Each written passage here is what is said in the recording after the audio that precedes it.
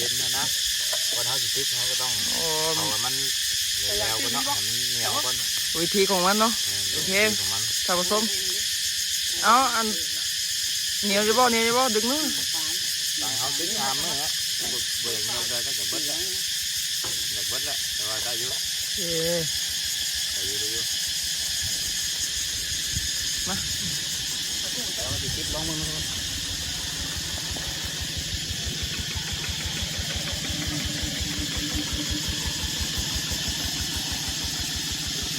ไปแล้วเราต้องตัดบ้านเอาสบายดีพี่น้องปองปลายสุขุสุขคนเนาะมื้อนี้ก็มาพบกับรายการวัยรุ่นหาอยู่หากินคือเก่าเนาะโอเคอะไรนะทุกคนเอามาพบกับพานพงคือเก่าเนาะจัดไปมื้อนี้เพิ่นสิออกเอาเพิ่นติดจักรอยู่นี่เด้อนี่เนาะแถวห้องไม่ท้าแถวห้องแสงน้อยเนาะมาพ่อกับทีมงานเท่าได้เอา let's go ตามมาพี่น้อง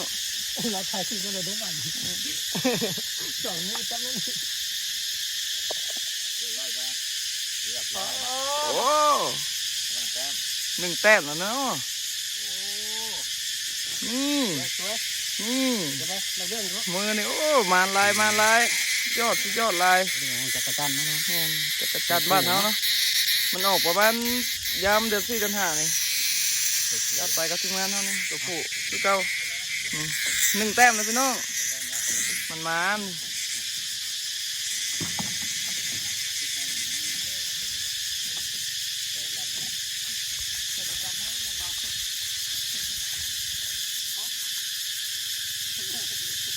โอ้มาอีกแล้วพี่น้องแต้ม2มาแล้ว2 แต้มเด้อนี่เด้อเอา